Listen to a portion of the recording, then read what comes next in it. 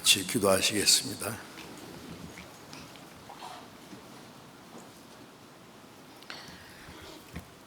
우리를 사랑하시는 거룩하시고 자비로우신 하나님 우리 아버지,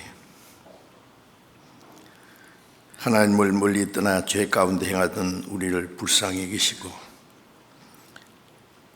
주 예수님께서 우리가 받아야 될 저주와 심판을 대신 담당하시고 주님이 흘리신 그 보배로운 피로 우리 죄를 영원히 씻어주신 그 크신 은혜에 감사합니다.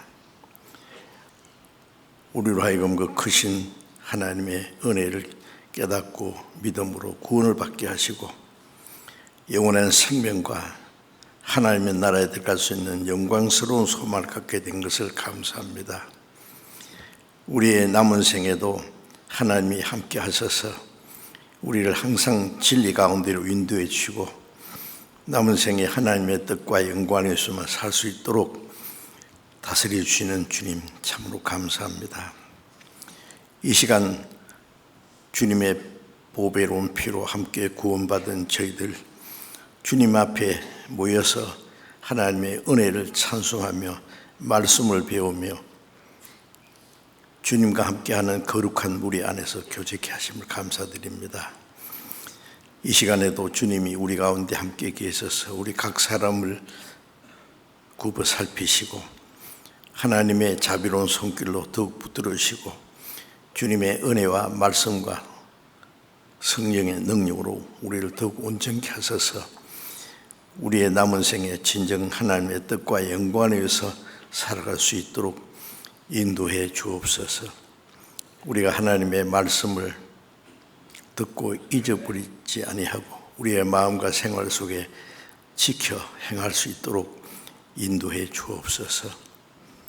전국에 있는 우리 교회, 세계 많은 교회, 어려운 가운데서도 복음을 전하는 모든 형제 자매들 일일이 보살펴 주시고 합당하신 은혜와 말씀을 주셔서 마지막 때에 주님이 맡기신 거룩한 사명을 온전히 감당할 수 있도록 많은 영혼이 구원받음으로 하나님께 영광이 되게 해 주옵소서.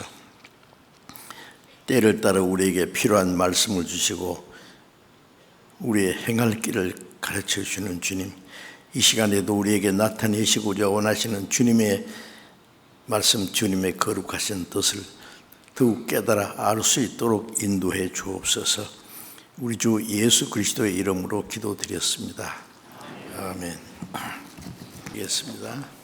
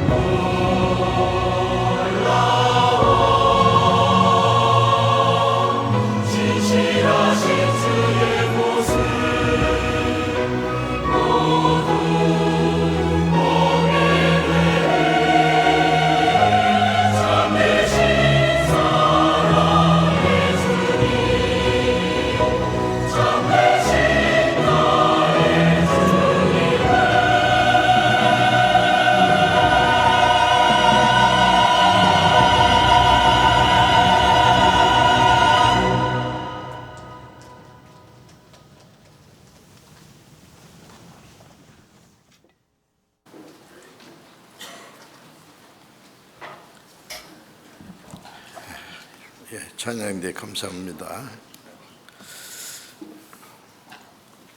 성경 찾겠습니다. 시편 1편. 시편 1편.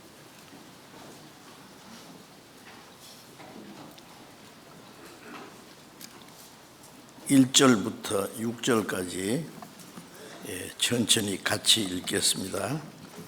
복이 있는 사람은 악인의 꾀를 좇지 아니하며 죄인의 길에 서지 아니하며 오만한 자의 자리에 앉지 아니하고 오직 여호와의 율법을 즐거워하여 그 율법을 주야로 묵상하는 조로다.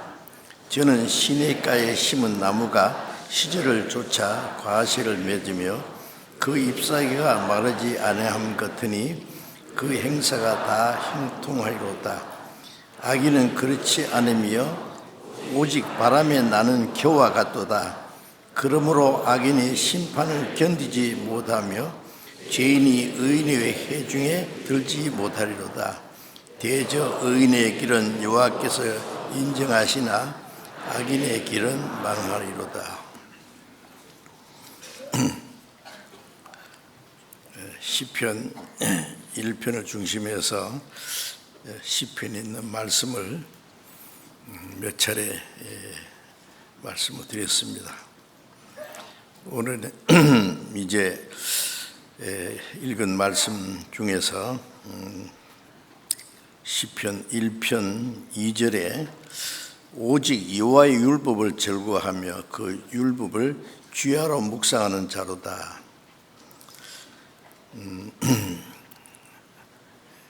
여기 율법이라는 말씀은 구약에 기록된 대표적인 율법이 십계명인데 그걸 가르치는 것도 아니고 하나님의 말씀 전체를 가르치는 말씀입니다. 그래서 복이 있는 사람, 즉 거듭난 그리스도인, 하나님이 기뻐하시는 사람은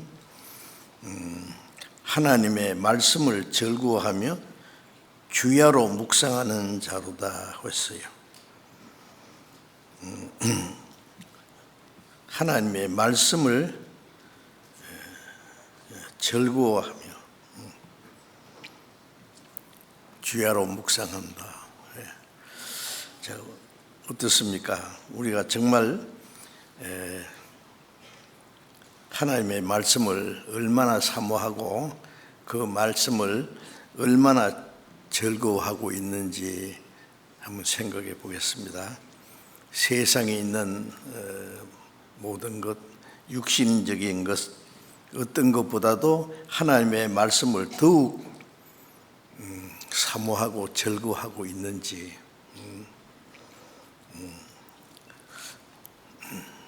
그렇지 못하면 뭔가 시편에 있는 이 말씀과는 다른 정상적인 것이 아니라고 생각합니다. 하나님의 말씀을 즐거워하는 것이 곧 하나님을 기뻐하는 것이고, 말씀을 가까이 하는 것이 하나님을 가까이 하는 것이고, 말씀을 멀리하는 것이 곧 하나님을 멀리하는 것이 될 것입니다. 요한복음 1장 1절에 보면은 태초에 말씀이 계시니라.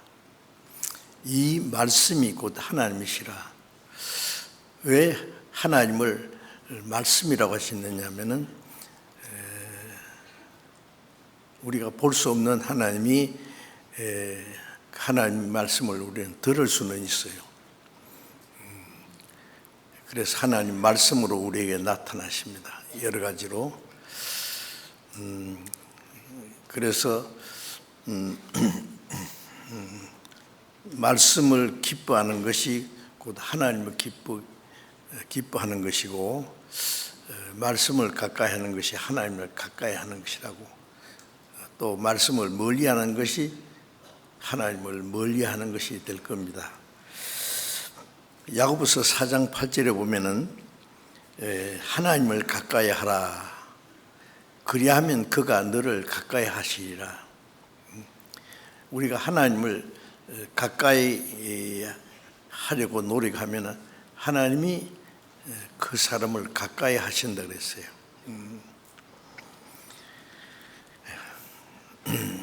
시편 73편 38절에 보면은 하나님을 가까이 하는 것이 내게 복이라 그랬어요.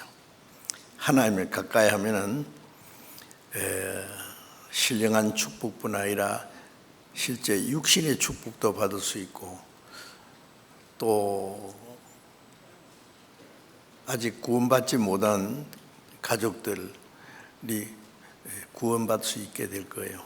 그게 하나님이 주시는 가장 큰 축복이기 때문에 시편 같이 잠깐 읽어보겠습니다. 시편 73편 시편 73편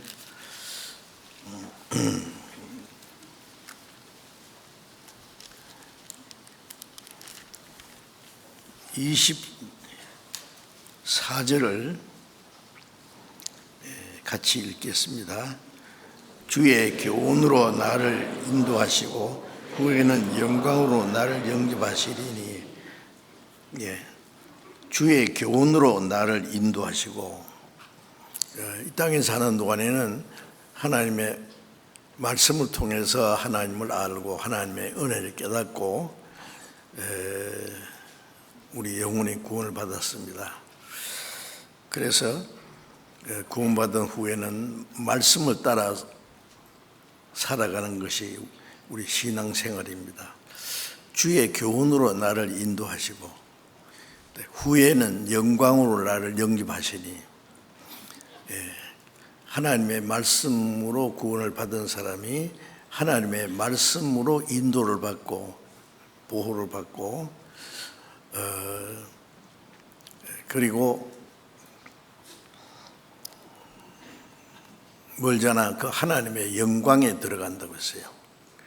사람을 하나님의 형상대로 창조하신 것은 하나님의 사랑을 주시고 하나님의 생명을 주시고 하나님의 자녀로 삼아서 하나님의 나라에 들어가도록 하나님의 영광에 들어가도록 하는 것이 목적이었습니다. 그래서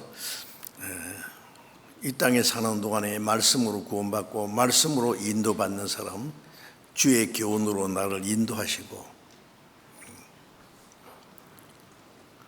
후에는 영광으로 나를 영접하시리니.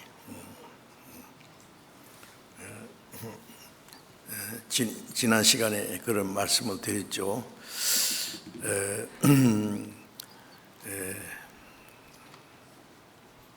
말씀으로 우리를 인도하시고 우리를 다스려 가십니다. 그래서 주의 말씀은 내 발의 등이요 내 길의 빛이니이다. 이 캄캄한 밤에 등불이 없으면은 길을 찾을 수 없죠. 갈 수가 없어요. 이 캄캄한 세상에서 혼란과 무질 속에 충분한 세상에서 우리가 하나님의 말씀이 없으면은 어떻게 올바로 신앙생활을 할 수 있겠어요? 그래서 시편 119편 133절에는 주여 내 발걸음을 주의 말씀에 굳게 세우십시오.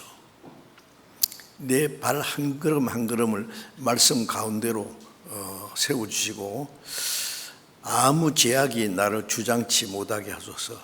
하나님의 말씀을 따라 살면은 아무 제약이 주장할 수가 없을 겁니다. 범죄치 않을 겁니다.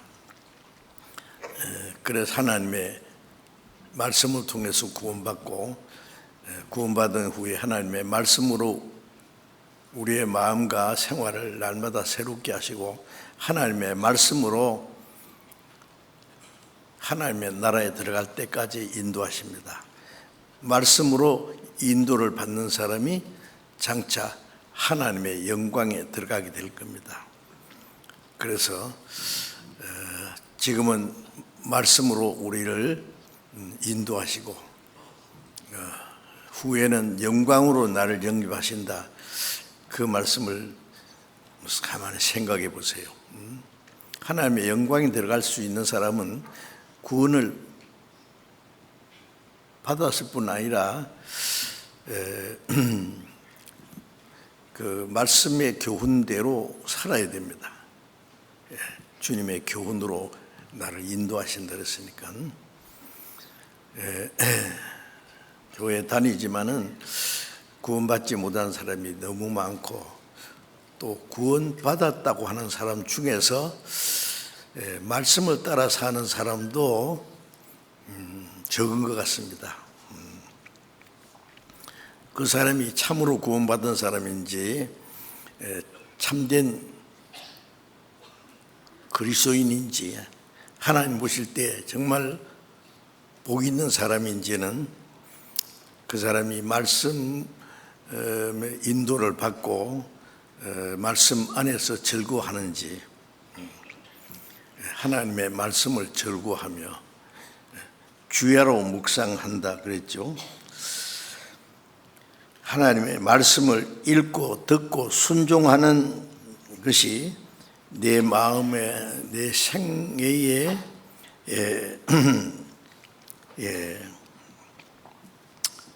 목적이 되어야 됩니다. 우리가 구원받은 후에는 하나님의 말씀을 읽고 듣고 깨닫고 그 말씀을 마음과 생활 속에 지켜나가는 것이 우리 참된 신앙생활이거든요. 빌립보서 2장 6절에 보면은 생명의 말씀을 밝혀 나의 다름질로 헛되지 않고 수고도 헛되지 않으므로 그리스도의 나로 자랑할 것이 있게 하려 합니다. 바울 사도는 빌립보에 가서 복음을 전해서 빌립보에 있는 사람들이 구원을 받았습니다. 사도행전 16장에 보면은 빌립보에서 전도하는 가운데 제일 먼저 두아디라 성의 자주장사로 있는 루디아라고 하는 여인이 구원을 받고 구원받은 후에 바울과 그 일행들을 자기 집에 모셨습니다. 나를 주 믿는 자로 알거든 내 집에 와서 유하라. 바울과 실라 또 사도행전을 기록한 누가 그 외에 몇 사람 될 거예요. 몇 사람을 자기 집에 유하라고 하는 것은 그 대접하는 겁니다. 구원받고 나서 자기 가정을 개방하고 자기 생활을 오로지 복음 전하는데 그래서 루디아의 가정에서부터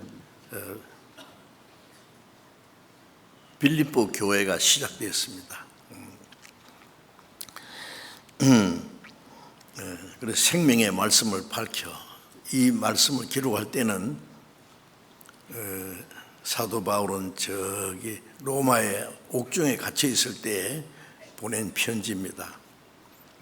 생명의 말씀을 밝히라. 하나님의 은혜의 복음, 우리가 받은 구원받은 그 하나님 말씀을 밝힌다는 말씀은 그걸 우리가 읽고 듣고 깨닫고 생활 속에 실행해 나가는 것을 말합니다. 그래서 생명의 말씀을 밝혀 나의 다름질로 헛되지 않고 나의 수고가 헛되지 않으므로 그리스도의 날에 자랑할 것이 있게 하렵니다. 바울 사도가 빌립보에 전도 할 때에 유대인들에게 잡혀서 매를 맞고 옥에 갇히고 죽을 뻔한 일이 있었습니다. 복음 전하고 많은 수고와 고난을 당했습니다. 그런데 구원받았다는 사람이 말씀 안에 올바로 살지 못하면은 그 수고가 헛될까 하노라 그랬어요. 생명의 말씀을 밝힌다는 것은 올바로 깨닫고 말씀 안에서 살아가는 겁니다. 캄캄한 밤에 등불을 켰을 때 왜 켭니까? 길을 올바로 가기 위해서, 자기 할 일을 위해서. 캄캄하면 아무것도 할 수도 없잖아요. 구원받은 사람이 이제 신앙생활 하는데 말씀을 계속 밝혀야 돼요. 순종하는 생활 속에. 그래서 나의 수고로 헛되지 않고 그리스도의 날에 나로 자랑할 것이 있게 하려 합니다. 바울 사도뿐만 아니라 우리 그리스도인들도 주님을 위해서 열심히 일하고 살아가지만은 하나님의 말씀을 밝혀서 올바로 행하지 않으면 그 수고가 다 헛될 수 있어요.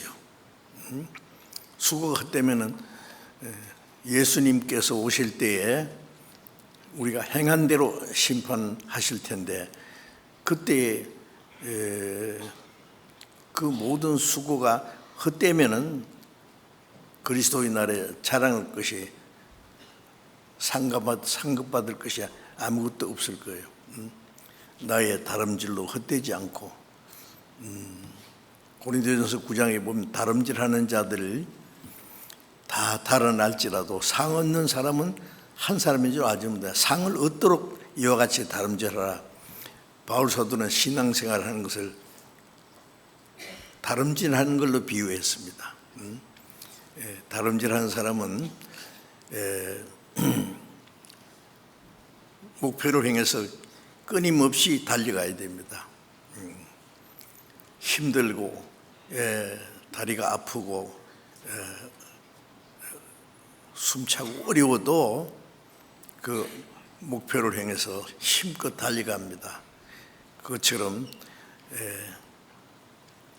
우리가 구원받은 후에도 올바로 신앙생활하지 않으면 그 수고가 헛될 수 있다는 말씀입니다. 생명의 말씀을 밝혀 우리 교회 이름이 영어로 Life of the Mission이라고 했잖아요. 말씀, 생명의 말씀 선교회. 제가 그걸 빌립보서 2장 16절 말씀을 보고 눈에 확 들어왔습니다. 생명의 말씀을 밝힌다는 건 깨달을 뿐 아니라 전하는 겁니다. 그리고 주야로 묵상하는 자로다. 낮이나 밤이나 하나님의 말씀을 묵상한다는 것은 가만히 생각만 하고 있는 걸 말하는 게 아니고 말씀을 읽고 듣고 생각하고 마음에 계속 되새기고 어떤 뜻은요 낮은 음성으로 중얼중얼 하는 그래요. 묵상한다는 것은 우리가 암송할 때에 중얼중얼 하잖아요. 중얼중얼 하면서 내가 한 말이 귀에 들리고 들리는 말이 내 마음에 이루어지도록 그래서 묵상한다는 것은 말씀을 마음에 가득 채우고 내 생활에 연결시켜서 마음과 생활에 지켜나가는 것입니다. 묵상한다는 것은 골로새 3장 16절에 보면은 그리스도의 말씀이 너희 속에 풍성히 가하여 그리스도의 말씀이 너희 속에 풍성히 가한다는 말씀이 있어요. 구원받은 이후에 우리가 말씀을 읽고 듣고 배우는 가운데 그리스도의 말씀이 우리 안에 가득 채워져야 돼요. 예? 어떤 사람은 건드리기만 하면 욕짓거리 나오는 사람 있죠. 예? 그게 마음에 막 분한 것이 막 못된 생각이 꽉 찼기 때문에 건드리면 밖으로 나옵니다. 예, 그리스도의 말씀이 우리 안에 풍성히 거하면은, 예, 우리의 모든 생활에 이 말씀을 따라서 살아가게 될 거예요. 예, 그래서 하나님의 말씀이 우리 삶의 안내자가 되고 인도자가 되는 겁니다. 그래서 그리스도의 말씀이 너희 속에 풍성히 거하여 여호수아 1장 8절에 보면은 오늘 드릴 말씀이 많아서 안 찾고 그냥 제가 말씀드리겠습니다. 여호수아 1장 8절에 보면은 하나님께서 여호수아에게 말씀하시기를 이 율법을 네 입에 떠나지 말게 하며 주야로 그것을 묵상하며 기록한 대로 다 지켜 행하라. 그리하면은 네 길이 평안하게 될 것이라. 네가 형통하리라. 이제 그런 말씀이었어요. 하나님의 말씀을 입에서 떠나지 말게 하고 그것을 주야로 묵상하고 기록한 대로 행하라 그거예요. 그리하면은 네 길이 평탄해질 것이고 네 하는 일에 형통하리라. 하나님의 축복이 있을 것을 말씀하신 겁니다. 누가복음 11장 28절에 보면은 예수님이 말씀하실 때 어떤 여인이 말하기를 당신을 뵌 태와 당신을 먹인 저 집 복이 있도소이다 그랬어요. 우리가 이제 캐톨릭 방송에 보면은요 신부나 수녀나 그걸 항상 이어오는 말이 있어요. 마리아 당신은 당신을 낳은 아들 그리스도를 낳은 당신의 배가 복이 있습니다. 그 아들을 예수님을 먹인 저 집 복이 있습니다. 그래 마리아를 칭찬하는 말을 그걸 외워가지고 계속 하더라고. 그걸 기도라고. 예수님이 그 여인의 말을 듣고 하는 말이 아니라 오히려 하나님의 말씀을 듣고 지키는 자가 복이 있느니라. 하나님의 말씀을 듣고 지키는 자가 복이 있다고 하셨어요. 하나님의 말씀을 지켜 행하는 사람에게는 복이 약속되어 있습니다. 하나님이 주는 축복이. 요한복음 13장 17절에 보면은 예수님이 제 아들의 발을 씻기신 후에 내가 행한 같이 너희도 행하게 하려 하여 본을 보이노라 하면서 너희가 이것을 알고 행하면 복이 있으리라. 예수님이 행하신 것은 우리에게 본을 보여주신 동시에 예수님이 행하신 대로 행하라고 보여주신 겁니다. 그래서 예수님이 제 아들의 발을 씻기신 후에 내가 주와 선생이 되어 너희 발을 씻겼은즉 너희도 서로 발을 씻기는 것이 옳으니라. 내가 행한 것 같이 너희도 행하게 하리 하여 본을 보였노라. 사람이 이것을 알고 행하면 복이 있으리라. 그 주님의 말씀, 주님이 행하신 것을 그 뜻을 깨닫고 행하면은 그게 복이 약속되어 있습니다. 알고 행하면은 복이 있으리라 그랬어요. 신명기 10장 13절에 보면은 모세가 이스라엘 백성들에게 말하기를 내가 오늘날 네 복을 위하여, 네 행복을 위하여 네게 명하는 하나님의 명령과 규례를 지켜 행할 것이 아니냐. 하나님이 모세를 통해서 하신 말씀은 모세가 말하기를 오늘날 네 행복을 위하여, 이스라엘 백성들에게 하나님의 말씀을 듣고 지키라는 것은 그들의 행복을 위해서라 그랬어요. 내게 명하는 하나님의 명령과 규례를 지킬 것이 아니냐. 하나님의 말씀을 멀리하고 지키지 않는 사람은 하나님의 축복을 받을 수가 없는 겁니다. 왜? 하나님의 말씀을 지키는 자에게 하나님의 축복이 약속되어 있어요. 마태복음 6장 33절 말씀에도 너희는 먼저 그 나라와 의를 구하라. 그리고는 그리하면은, 그 나라와 의를 구하면은 이 모든 것, 육신에 필요한 모든 것은 너희에게 더하시리라. 덤으로 주시겠다는 말씀입니다. 그리하면, 그리 안 하면 소용없는 거예요. 하나님의 말씀에는 지키는 자에게 축복이 약속되어 있기 때문에 지키지 않는 자는 축복과 상관없을 뿐 아니라 예수님이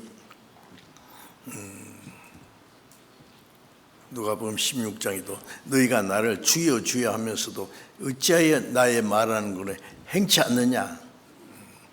입으로는 주여 주여 그러면서 행하지 않는 것은 그 주여 하는 말도 거짓이 됩니다. 그래서 그리스도인도 행복하기를, 축복받기를 원하지만은 하나님의 말씀을 멀리하는 사람은, 즉 지켜 행하지 않는 사람은 참으로 모순된 일을 하고 있는 겁니다. 모처럼 말이요, 장난삼아서 뭐 복권을 하나 샀다고 합시다. 그런데 그것이 막 엄청난 걸로 당첨이 됐어요. 그런데 그걸 잘 간직 안 하고 코 닦아서 내버렸다고 해요. 그걸 알면은요, 원통해서 잠이 안 올 거예요. 팔자를 고칠 뻔했는데. 우리가 하나님의 말씀을 지키면은 그 축복이 약속되어 있어요. 말씀을 읽고 듣고 또 지키지 않으면은 하나님의 약속과는 아무 상관도 없어요.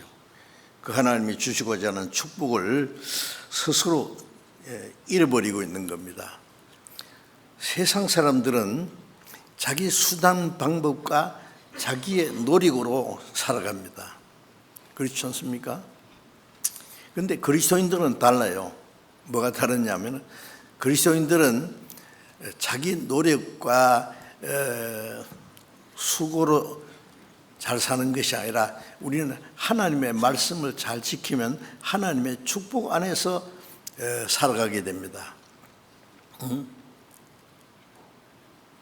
내 모든 것은 하나님께 맡기고 하나님의 말씀을 내 마음에 받아들여 지키면은, 그러니까 하나님 보따리하고 내 보따리하고 바꾸는 거예요. 나는 하나님의 뜻대로 살면 하나님은 내 모든 것을 채워주십니다. 그래서 그리스도인들이 만일 그렇지 못하고 하나님의 말씀을 읽고 듣고 하지만은 그걸 마음과 생활에 지키지 않는다면은 회개해야죠. 돌이켜. 그것이 잘못인 줄 알고. 불순종하는 것은 큰 죄입니다. 그래서 회개하고 돌이켜서 하나님의 말씀에 순종하는 생활을 해야 되는 겁니다. 그리스도의 생활은 전부 하나님 말씀을 순종하면서 사는 생활이 우리 그리스도인의 생활이에요. 시편 1편 3절에 보면은 복 있는 사람은 악인의 꾀를 쫓지 않고 죄인의 길에 서지 않으며 오만한 자리에 앉지 않고, 그 다음 뭡니까? 3절에 여호와의 율법을 절구하며 주야로 묵상하는 자로다. 저는 시냇가에 심은 나무가 시절을 쫓아 과실을 맺으며, 복 있는 사람은 악인의 꾀를 쫓지 않고 죄인의 길에 서지 않고 오만한 자는 하나님 말씀을 알면서도 행하지 않는 건 오만불순한 거예요. 여호와의 율법을, 하나님 말씀을 절거하며 그 마음과 생활 속에 지켜나가는 것이 묵상하는 거라 그랬죠. 그 사람은 시냇가에 심은 나무가 시절을 쫓아 과실을 맺으며 그 잎사귀가 마르지 않음 같으니 그 행사가 다 형통하리로다. 그 팔레스타인의 땅은 아주 메마른 땅입니다.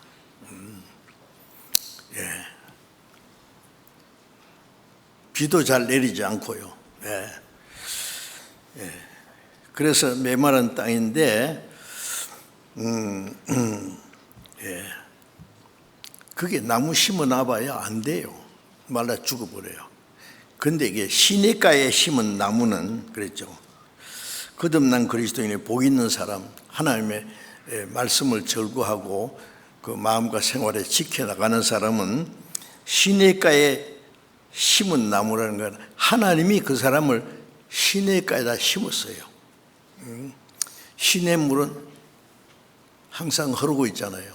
시냇가에 심은 나무는 뿌리를 이 강변에 시내에 뻗어 있기 때문에 그 물을 공급받음으로써 잘 자랍니다. 시냇물을 공급받아서 항상 푸르게 자라고, 하나님의 구원받은 사람은 하나님의 은혜의 시냇가에 심은 나무처럼 풍성한 은혜를 공급받으면서 어떤 경우에도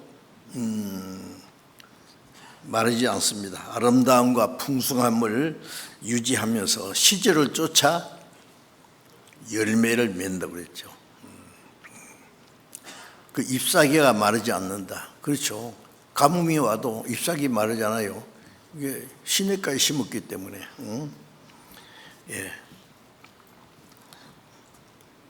시냇가에 심은 나무가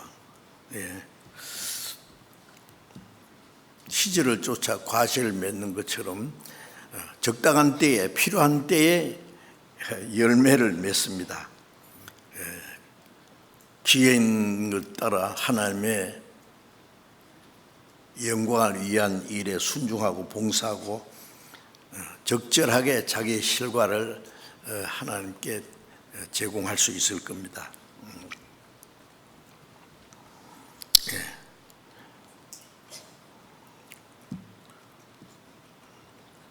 그런데 마태복음 15장 13절에 보면은 심은 것마다 내 천부께서 심지 않은 것은 뽑힐 것이니, 그런 말씀.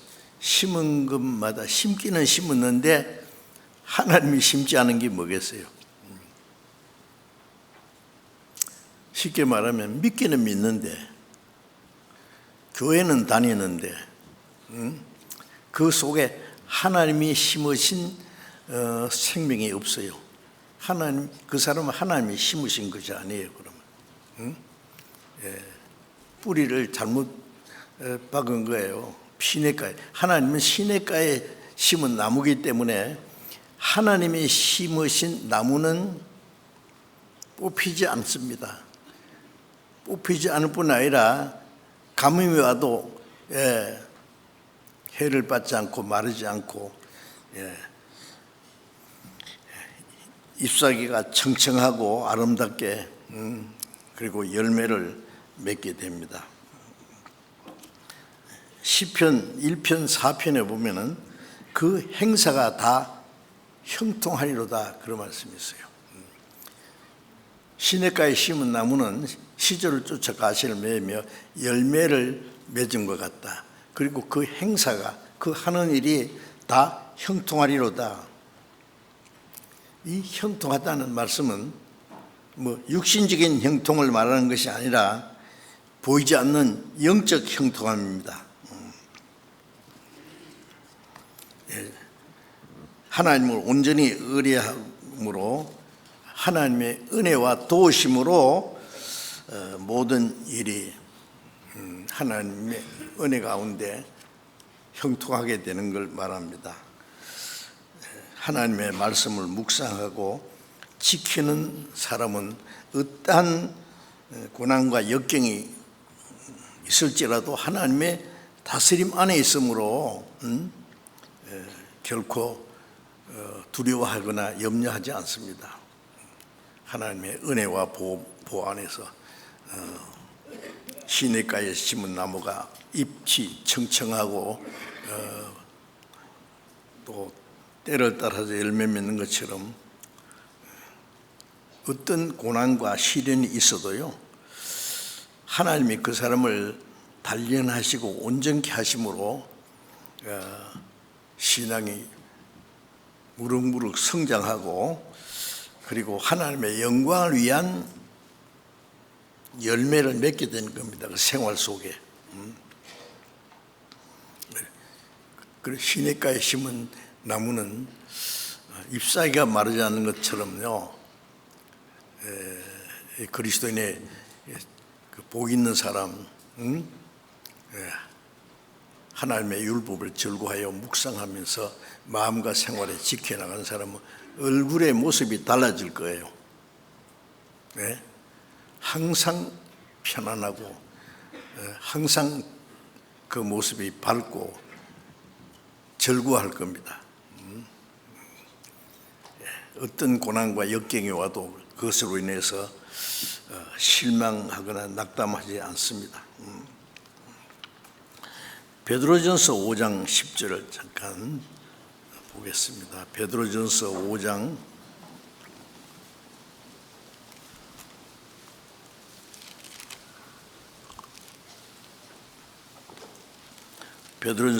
10절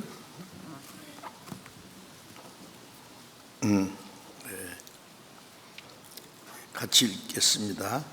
모든 은혜의 하나님 곧 그리스도 안에서 너희를 부르사 자기의 영원한 영광에 들어가게 하신 이가 잠깐 고난을 받는 너희를 친히 온전케 하시며 굳게 하시며 강하게 하시며 털을 견고케 하시리라. 모든 은혜의 하나님, 하나님의 은혜로 우리를 부르시고 구원해 주신 것이죠. 그리스도 안에서 너희를 부르사, 부르다는 것은 구원해 주신 걸 말합니다. 자기의 영원한 영광에 들어가게 하시니까, 우리를 구원하신 목적은 하나님의 영원한 영광에 들어가게 하시는 것이 우리를 구원하는 목적입니다. 로마서 3장 23절에 보면 모든 사람이 죄를 범하였음에 하나님의 영광에 이르지 못하더니, 죄는 하나님의 영광에 이르지 못하게 하는 거예요.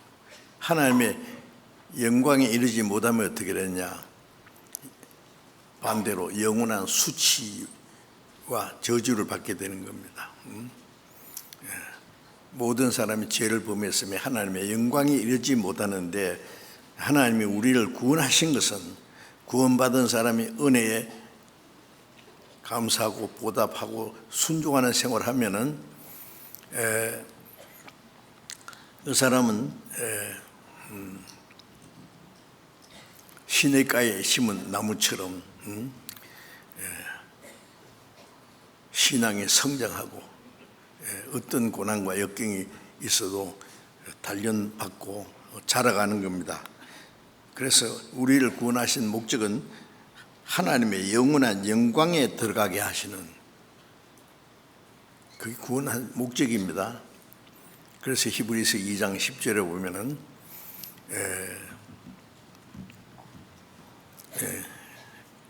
그리스도께서 너희를 불러서 영원한 영광에 들어가게 하신 주님이 순종으로 말미암아 고난으로 순종함을 말미암아 받은 것이 합당하도다.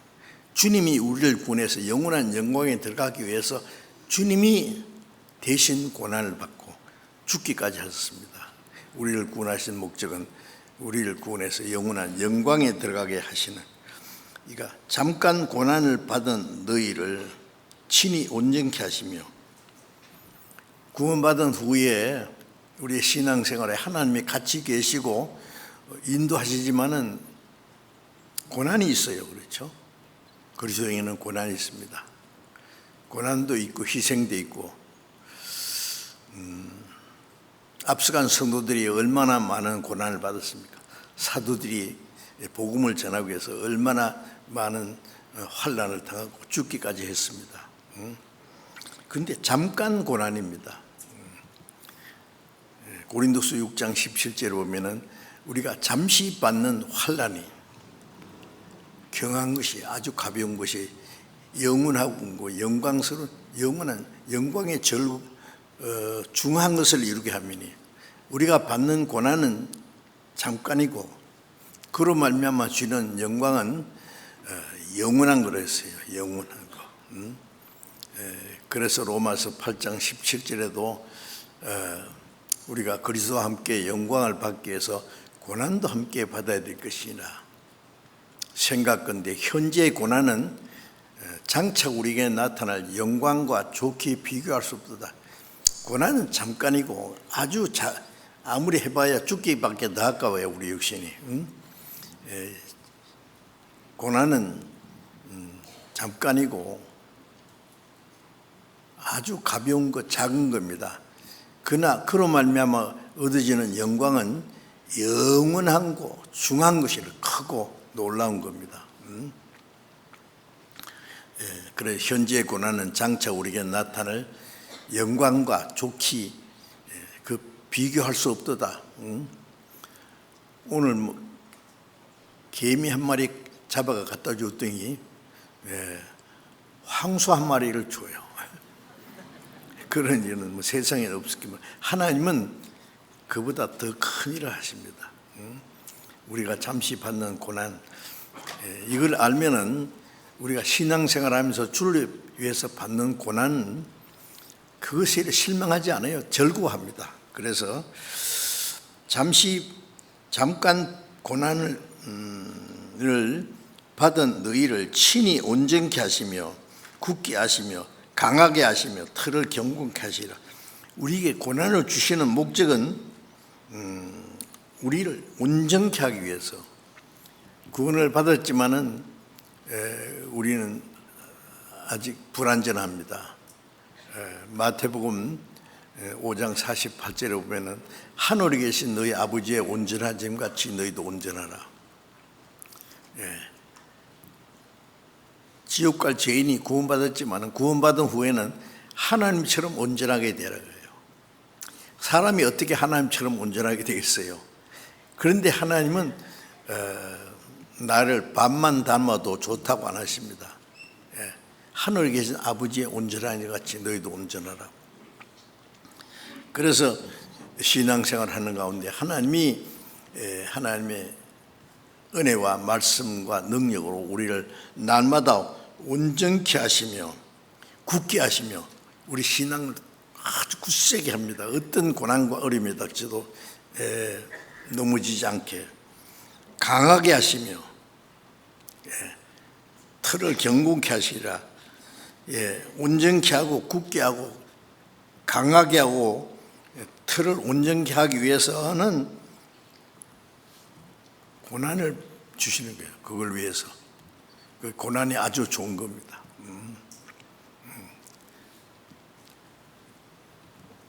저는 그 전도인이 되려고 하는 사람 보면은요, 사람은 좋아요. 아주 얌전하고 선비 같고 지식도 있고 말도 잘하고 다 좋은데 뭐가 준비 안 됐냐면은 전혀 그 단련이 안 됐어요.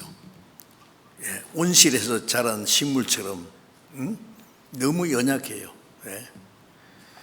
고난을 받지 않고 자란 사람들은요, 조금만 어려움에 닥쳐도 못 견딥니다. 나가 자빠집니다. 이러다가 나 죽겠다 싶어서요. 그럼 안 돼요. 전도할 수가 없어요, 그 사람이. 그래서 참 아까운 사람이죠. 하나님은 우리를 고난으로 훈련하시고 단련시키고 온전케 하시고 강하게 하신다 했죠. 그러니까 사도들이 얼마나 고난을 많이 받았어요. 그 고난을 당하면 당할수록 강해집니다. 어떤 어려움에 닥쳐도 굴복하지 않고 낙심하지 않고 그래 견고하게 되는 겁니다. 그래서 구원받은 그리스도인들은 고난 중에서도 하나님이 우리를 단련하시고 온전케 하시는 것을 알기 때문에 우리의 신앙이 성장하고, 그래서 하나님의 영광을 위한 열매가 되게 하시는 겁니다. 영광에 들어가려면 우리를 영광으로 끌어올리기 위해서 그리스도께서도 고난을 받으셨어요. 영광에 들어가기 하신 이가 고난을 받는 것이 합당치 아니하냐. 히브리서 2장 10절에 보면은, 자, 구원받은 사람도 그 영광에 들어가기 위해서 여러 가지 고난이 있다는 걸 아셔야 됩니다. 고난이 닥치면은 올 것이 왔구나 즐거워해야 돼요. 하나님이 내게 얼마나 더 큰 은혜를 주시려고 이런 고난을 주실까 하는 것도 생각해 봐야 돼요. 그 다음에 악인은 그렇지 않으며 오직 바람이 나오는 겨와 같도다. 복 있는 사람, 하나님 말씀을 절구하며 묵상하는 사람들, 그 사람은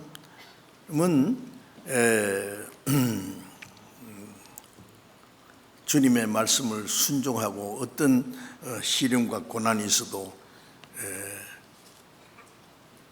하나님 더 의지하고 하나님의 영광을 위한 그 열매가 맺어질 거예요. 그런데 악인은 그렇지 않으며, 여기에 의인과 악인을 딱 갈라놨는데, 하나님 보실 때 구원받은 사람은 거듭난 그리스도인은 의인이 됐습니다. 신분이. 그래서 로마서 3장 21절에 율법 외에 하나님의 한 의가 나타났다. 율법으로 의롭다함 받는 것 외에 믿음으로 말미암아 의롭다함 받는, 그래서 그 은혜를 믿음으로 값없이 의롭다 하심을 얻은 자 되었다. 아담 안에서 죄인으로 태어난 것처럼 예수님 안에서 의인으로 태어난 거예요. 의인으로 태어났을 뿐 아니라 의인답게 이제 살아갑니다. 그런데 악인이라는 것은 하나님의 은혜를 깨닫지도 못하고 거듭나지 못한 사람들을 가르쳐요. 악인은 전혀 다르다. 그렇지 않으면 오직 바람에 나는 겨와 같도다. 바람에 나는 겨는 아무 쓸모없는 거예요. 바람이 불면 이리 쏠려갔다가 저리 쏠려갔다가 싹싹 썰어서 아궁에 집어 태워버립니다. 이 세상 바람, 죄의 바람, 유행 바람, 세상 사람들처럼 사주에 밀려 살아갑니다. 바람에 나는 겨와 같이. 그래서 세상 풍조를 따라 살다가 쭉지와 같이 꺼지지 않는 지옥불에 들어갈 거예요. 마태복음 3장 12절에 보면은 세리요한이 자기 앞에 나오는 유대인들에게 말하기를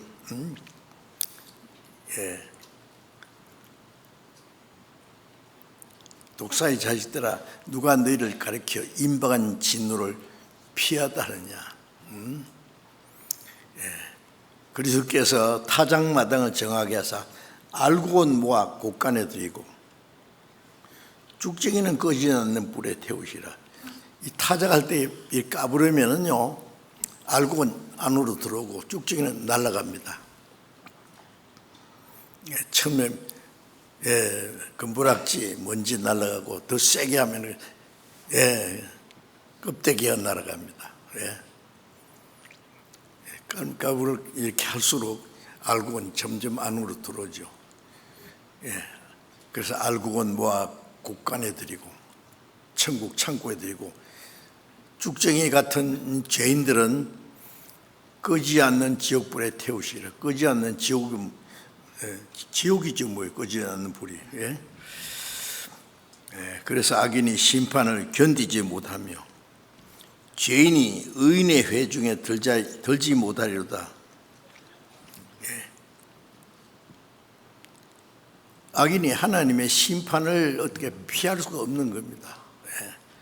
그리고 의인의 회중에 들어가지 못하리로다. 의인은 거듭난 그리스도인들의 무리죠. 거기에 들어가지 못해요.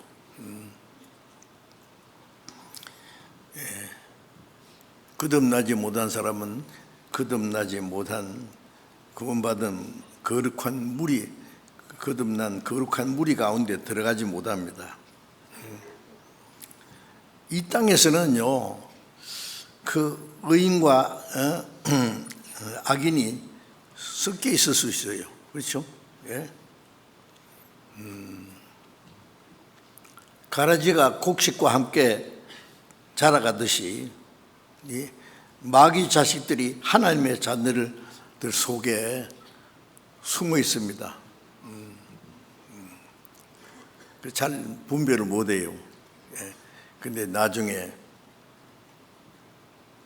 이삭은 열매가 익을수록 탁 고개를 숙이고 가라지는 멋쩍 듭니다. 머리를 변하지 않아요.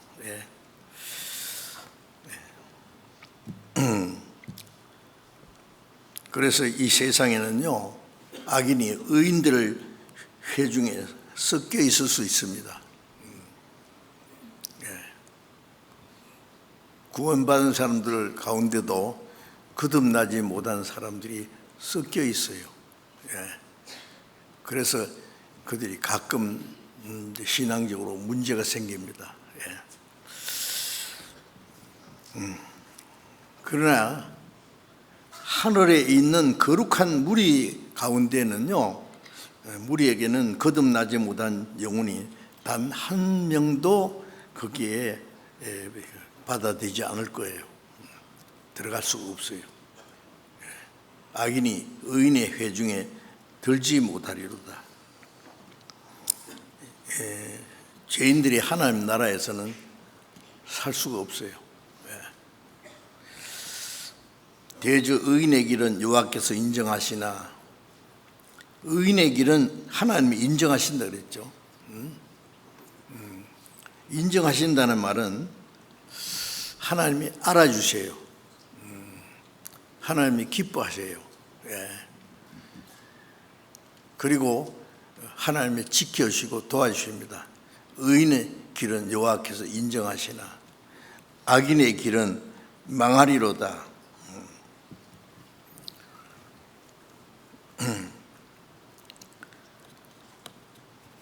마태복음 7장 13절에 보면은 좁은 문으로 들어가라. 멸망으로 인도하는 문은 크고 그 길이 넓어 그리로 들어간 자가 많고, 생명으로 인도하는 문은 좁고 그 길이 협착하여 찾는 이가 적음이라. 그것을요, 넓은 문과 좁은 문을 저는 오랫동안 안 믿는 사람하고 믿는 사람하고 그렇게 구분을 한 줄 알았어요. 틀린 말은 아니지만은 100% 맞은 건 아닙니다.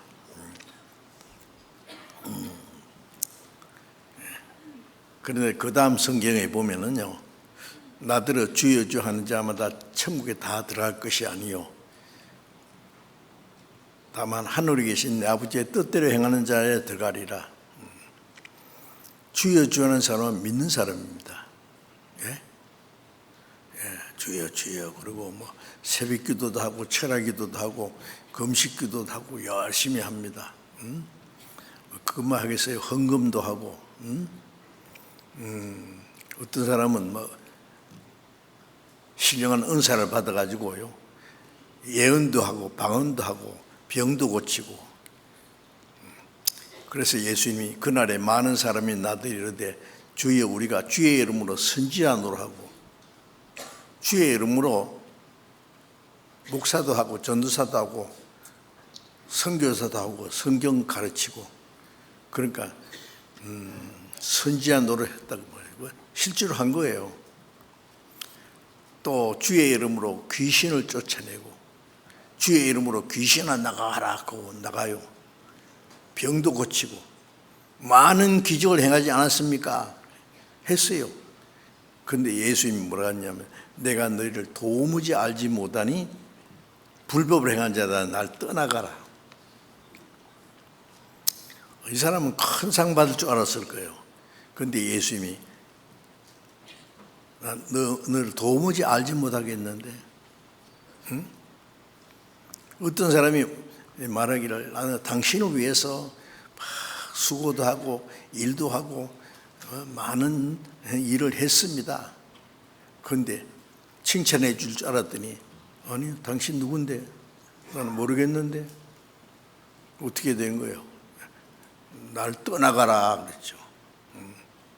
이 좁은 문과 넓은 문, 험한 길하고 아주 넓은 길은 믿는 사람 안 믿는 사람을 구분한 게 아닙니다. 그것은 그 믿는 사람 안 믿는 사람은 그렇게 구별할 필요가 없어요. 그거는 당연한 것이죠. 문제는 믿는 사람 중에 두 종류가 있어요. 가인과 아벨이 똑같이 하나님께 제사 드렸는데 하나님이 아벨의 제사는 받으시고 가인의 제사는 받지 않았습니다. 그렇죠? 예. 어떤 사람은 받으시고 어느 안 받아요. 예.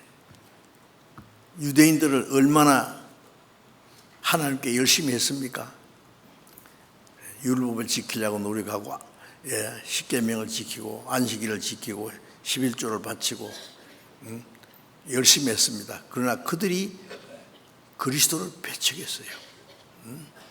얼마나 큰 모순입니까? 예? 네.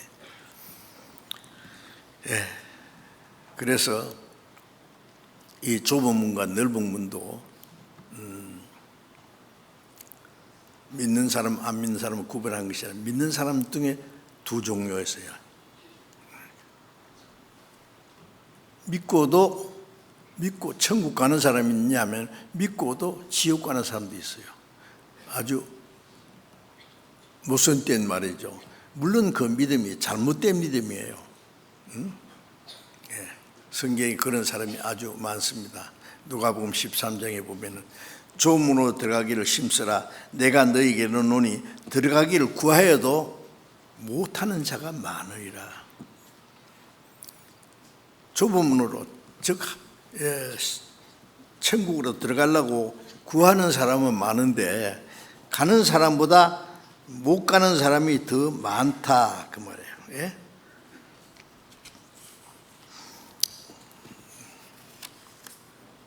요즘에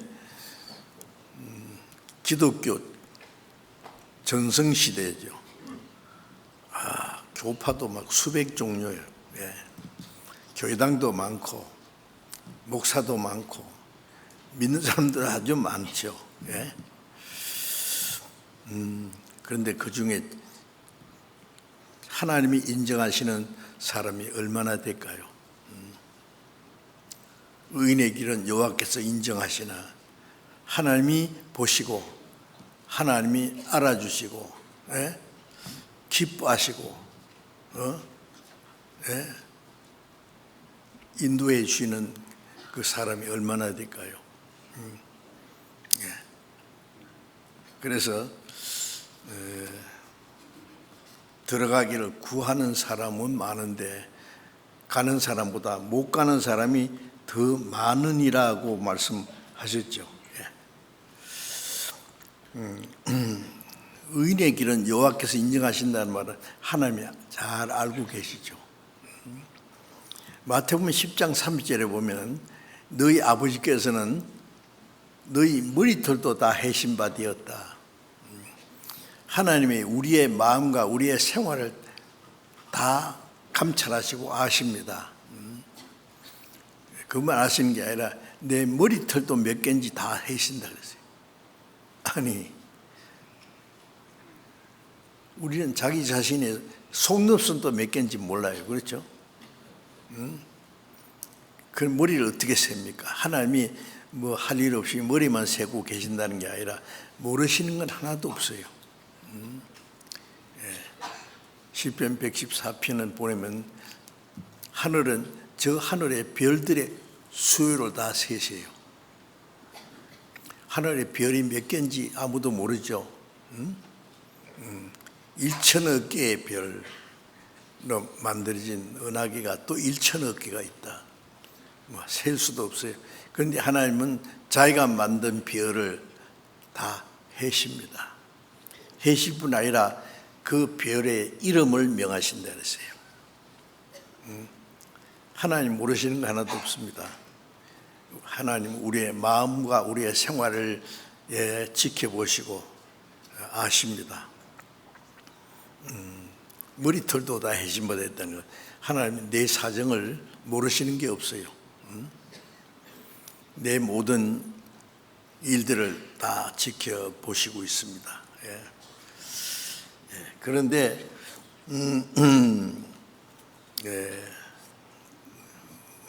우리 신앙 상태, 우리가 살아가는 그 모습도 다 하나님이 지켜보시고 계세요.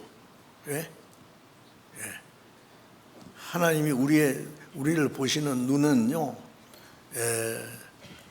조금도 쉬지 않습니다. 계속 지켜보십니다. 욥기 23장 10절에 보면은 나의 가는 길을 오직 그가 하나님이 아시나니 그가 나를 단련하신 후에는 내가 정금같이 나오리라. 나의 가는 길을 하나님이 아십니다. 올바로 가는지 못 가는지도 다 아세요. 내가 하나님 말씀을 절구하는지, 하나님을 기뻐하시는지, 하나님 기뻐하는지 다 아세요. 나의 가는 길을 오직 그가 아시나니 그가 나를 단련하신 후에는, 아까 말씀드린 대로 구원받은 그리스도인들이 올바로 신앙생활하는 가운데서 하나님이 우리를 단련시키기 위해서 여러 가지 고난과 어려움도 주셔요. 그 가운데서 하나님이 우리를 온전케 하시며 강하게 하십니다. 우리 신앙생활을. 그래서 그가 나를 단련하신 후에는 내가 정금같이 나오리라. 정금은 아주 불순물에 섞이지 않은 순수한 순금을 말하죠. 그런데 이 금광에서 금을 캐낼 때요, 순금은 없대요. 전부 불순물과 섞여 있어요. 일단 그것을 캐내 가지고 용광로에다가 하여튼 약물 속에 제가 금을 단련하는 모습을 잠깐 봤는데요. 금 쇠붙이를요, 그다 넣어가지고 어떤 약물에다가 넣어서 아주 뜨겁게 열을 올려가지고 다 녹아버려요. 금이 완전히 물처럼 녹았는데 그 다음에 그것을 끄잡아내가지고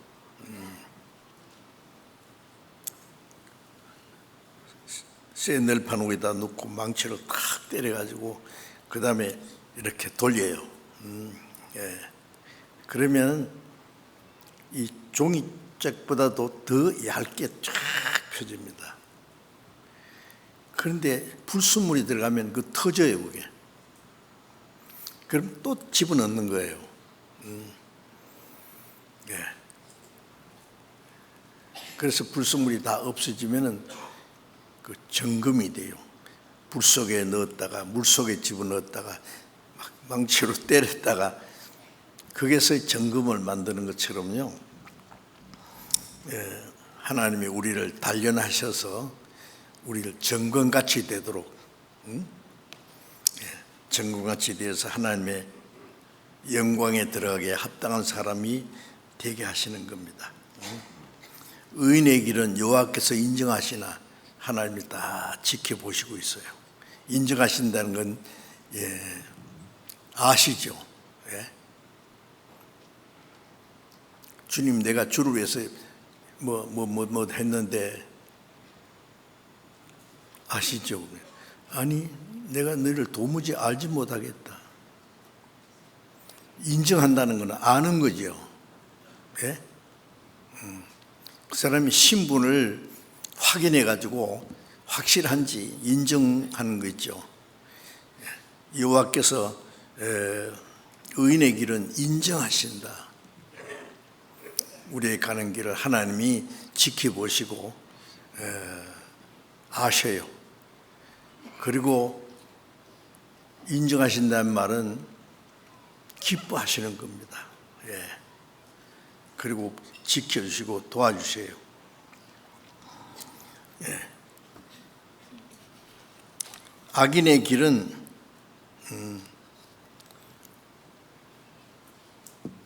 망하리로다. 예. 의인의 길은 영광으로 들어가는 길이고 악인의 길은 망하는 길입니다. 예. 자체가. 예. 그래서 마태복음 25장 41절에 그 앞에 보면은 오른쪽에 있는 자에게 창세로부터 내 아버지께 복받은 자들아 너희를 위하여 예비된 나라를 상속받아라.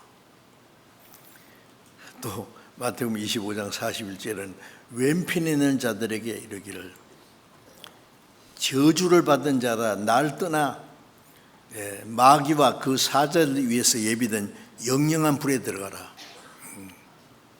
예. 의인은 영원한 천국에, 악인은 마귀와 그 사자들에서 예비된 영영한 불에 들어가라 그랬어요.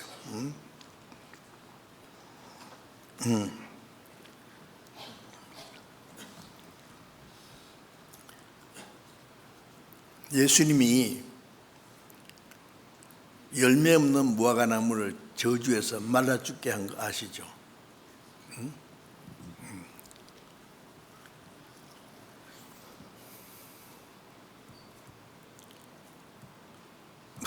나무가 무슨 큰 죄가 있어요.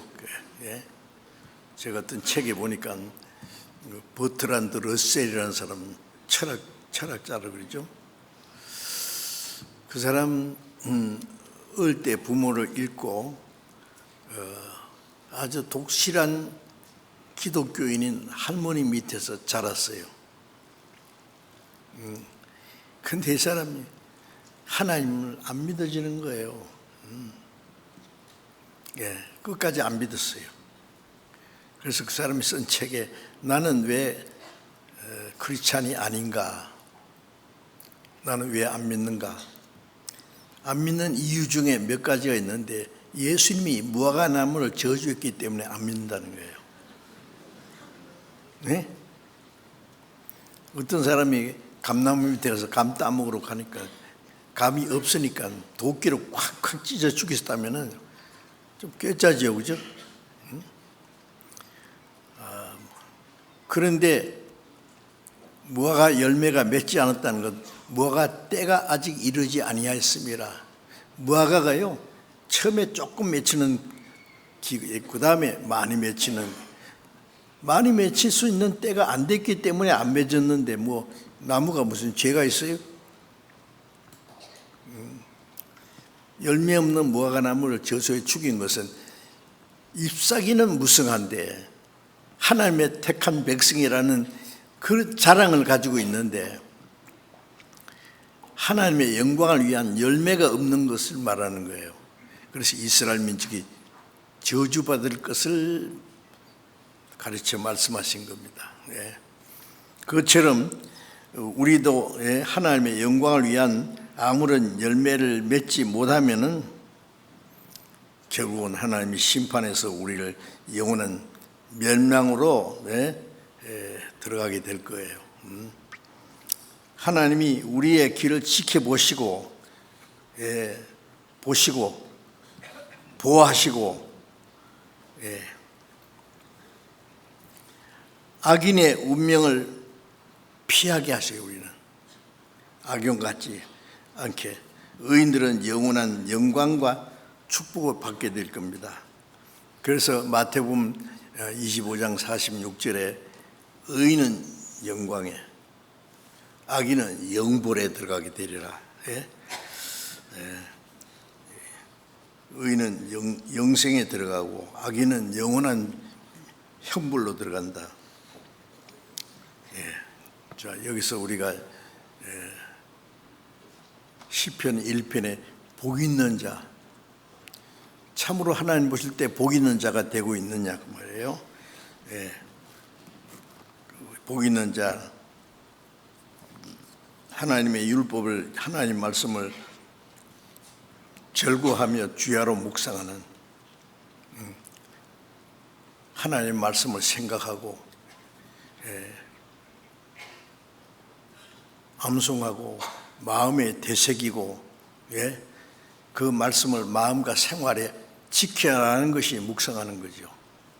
그 사람이 복 있는 사람이고 하나님 보실 때 의인이 이깁니다. 의인이.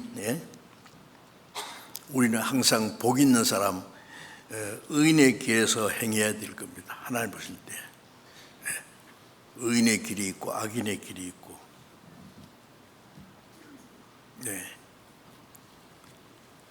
좁은 문을 통과해서 좁은 길로 가는 사람이 있고, 좁은 문을 왜 좁은 문이라고 했냐면은 자기 공로를 가지고도 들어갈 수 없고 죄를 가지고도 들어갈 수 없어요. 오직 예수님의 피만 의지하고 들어갈 수 있는 아주 좁은 문입니다. 좁은 문을 통과할 때 구원받는 거예요. 예수님의 그 십자가의 고난을 통해서 그 믿을 때에. 그리고 이제 험한 길로 가는 겁니다.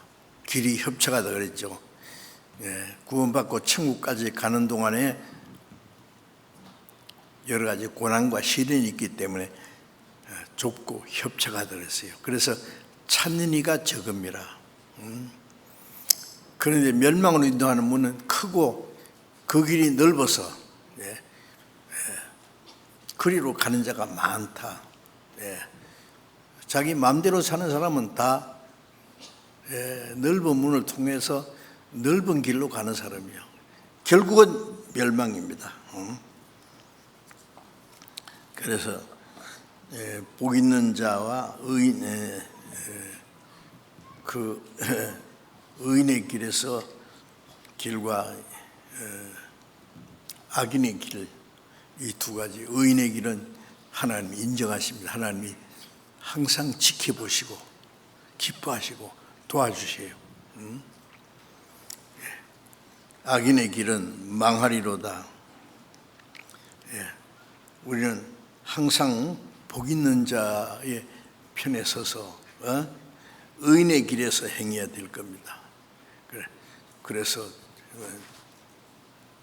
장차 하나님의 영광에 들어갈 수 있도록 그렇게 해야 되겠습니다.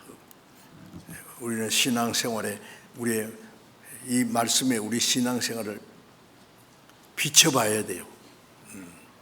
실제로 내가 복 있는 사람인가? 악인의 꾀를 쫓지 않고, 악인이 세상의 악한 사람들 뿐이 아니라 내 안에 있는 옛 성품이 악인의 꾀요. 마귀는 우리의 변화되지 않는 옛 성품을 이용해서 우리를 유혹해요. 육신을 따라 사는 사람은 악인의 꾀를 따라 사는 겁니다.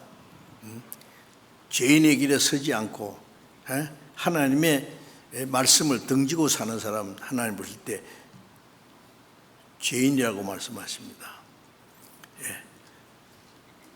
죄인의 길에 쫓지 않고 오만한 자리에 앉지 않고, 하나님 말씀은 충분히 알면서 말씀은 그렇지만은 나는 그 말씀대로 살기는 싫어요. 그게 뭐예요?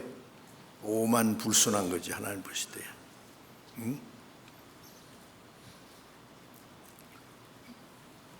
빌립보서 2장 8절에 보면은 예수님은 하나님과 본체이신 분이 사람의 모습으로 나타나서 종의 형체를 갖고 오셔서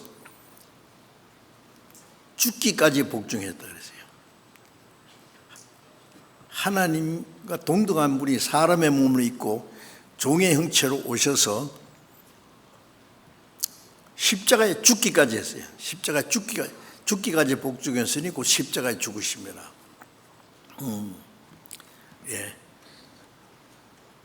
예수님은 죽기까지 복종하신 것처럼 우리도 이제 구원받고 그리스도의 성품이 우리 안에 있으면은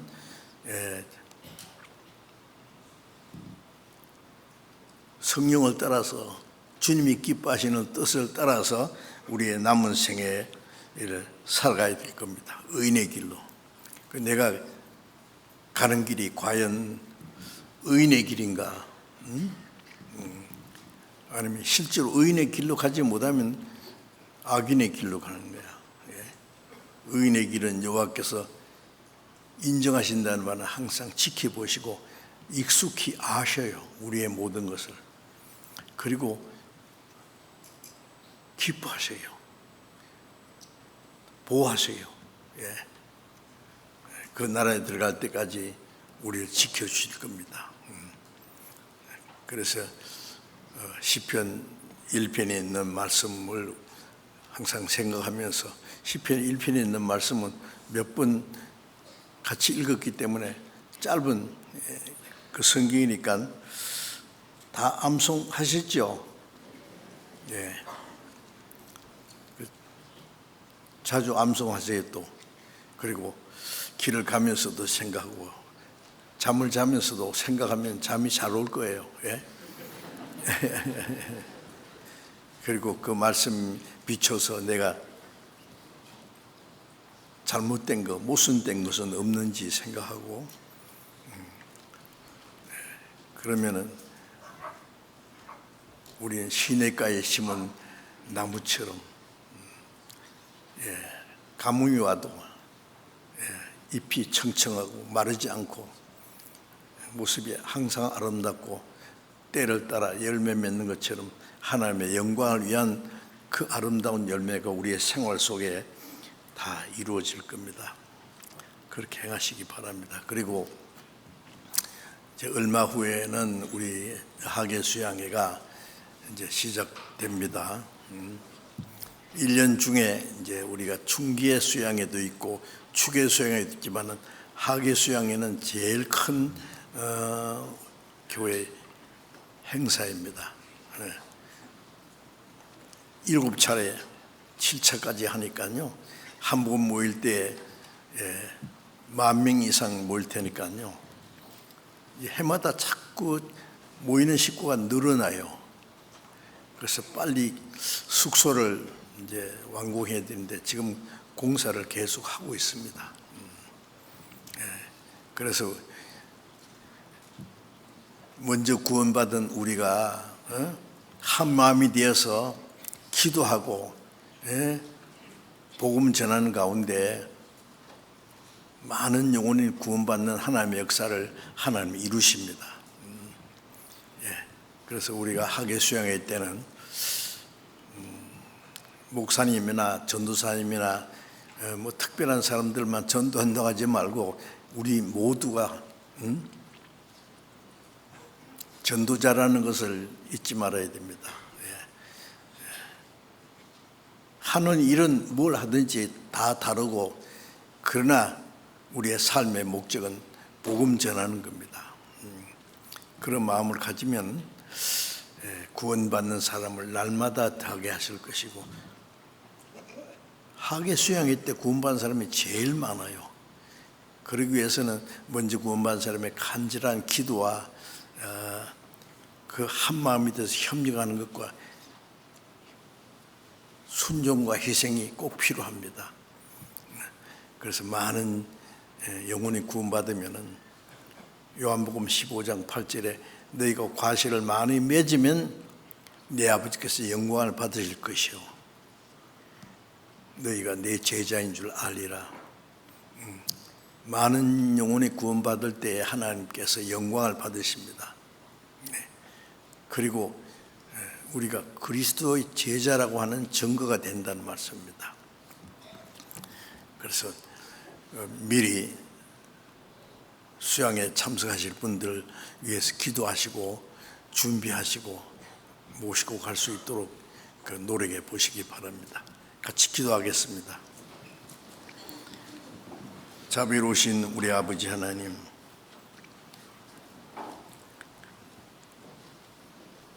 우리가 하나님을 알지 못할 때 하나님은 먼저 우리를 사랑하시고 주 예수님이 우리 대신 죽으시고 흘리신 보배로운 피로 우리 죄를 영원히 씻어주시고 다시는 심판과 저주를 받지 않게 하시고 아무 공로 없이 구원해 주신 그 은혜 감사합니다. 우리의 몸도 영혼도 모두 주님의 피로 사였사오니 주의 것입니다. 우리의 나머지 생에 오직 하나님의 뜻과 영광을 위해서 주님의 복음을 위해서만 순종하며 살 수 있도록 인도해 주시고, 먼저 구원받은 형제자매들 모두 하나님 말씀과 성령으로 더욱 온전케 새롭게 해주셔서 아직 구원받지 못한 많은 이르진 영혼들에게 복음을 증거해서 많은 영혼이 구원받는 하나님의 역사가 이루어지게 해 주옵소서. 다가오는 학예 수양에 이번에도 많은 영혼이 구원받음으로 하나님께 큰 기쁨과 영광이 되게 하시고, 이 일을 위해서 우리 형제 자매들 모두 주님 뜻대로 귀하게 사용해 주시옵소서. 우리 주 예수 그리스도의 이름으로 기도드렸습니다. 아멘.